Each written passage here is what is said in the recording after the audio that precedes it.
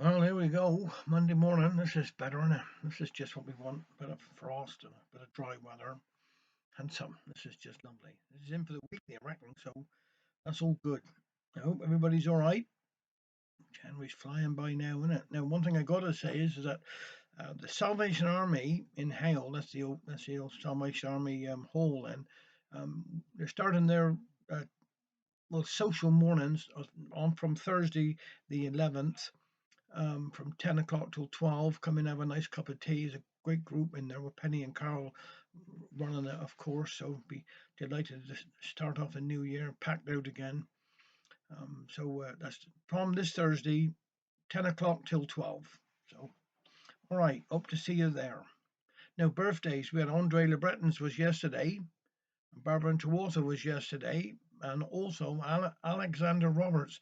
That's my niece's husband. It was his birthday yesterday. Well, happy birthday to all you. Now, today is a great friend of mine, Brian Reese, is his birthday today.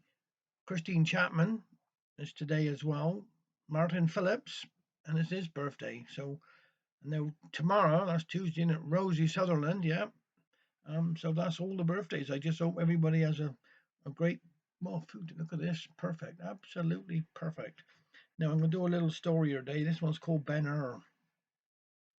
Well, I says I to myself, another night out helping Feyther get some broccoli. See, down west here, we'd a call 'em broccoli, not cauliflower. Anyhow, father and mother and us children, we'd a live in a two down and two up house at the end of a long lane. So we used to sell broccoli and cabbage and other seasonal veggies on the little stall outside the front door. Mother kept the eye out, see who was buying, and that this helped to keep food on the table, mother used to say. People came for miles to buy our fresh veg.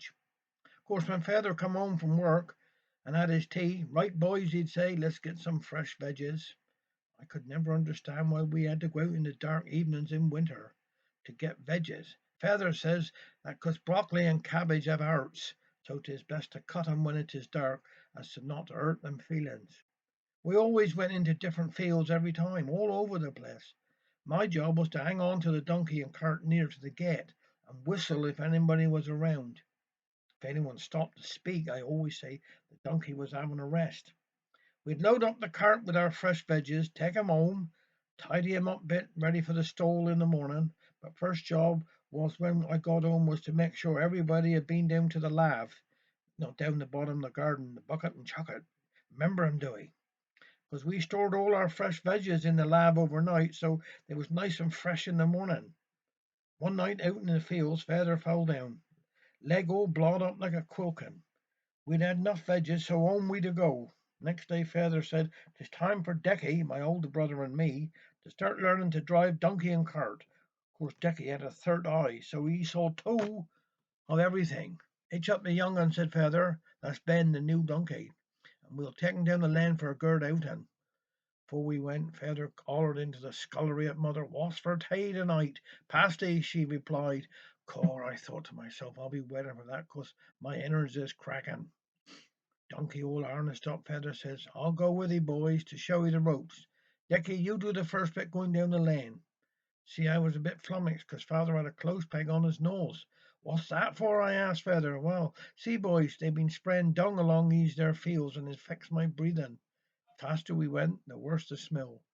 Little did Dicky and myself know mother used to feed the donkey all the leftover broccoli and cabbages for their tea. Luckily father didn't light up his pipe, I thought to myself. Suddenly Ben took to his heels, gone like a whippet he was, down the bumpy lane. Cart was going from side to side. Donkey's Decky, strong as a horse, and a face screwed up like a fetcher ferret, was pulling on them reins, but no good. I was holding on to Feather's swollen leg, and he was hollering like a banshee, like in the film Ben Hur. He was. We was in some caudle, I tell 'ee. Then out of the corner of my eye, I seed Mrs. Teddywinkle crossing the lane. We'd a call her that, 'cause butter wouldn't melt in her mouth. I hollered to her, but she never said bee nor baw, looking at us like a stewed owl. Of course, Decky, with a third eye, had to go into the ditch. Over we went, Feather straight over the edge into a field full of broccoli. Ben broke loose and galloped home. Feather stood up, looking a bit wished, said to Dicky and me, "Nice broccoli in them fields here. Half tay we'll come down here one dark night." So long now. I haven't got time to stop. See you a bit directly. Take care. Have a nice day.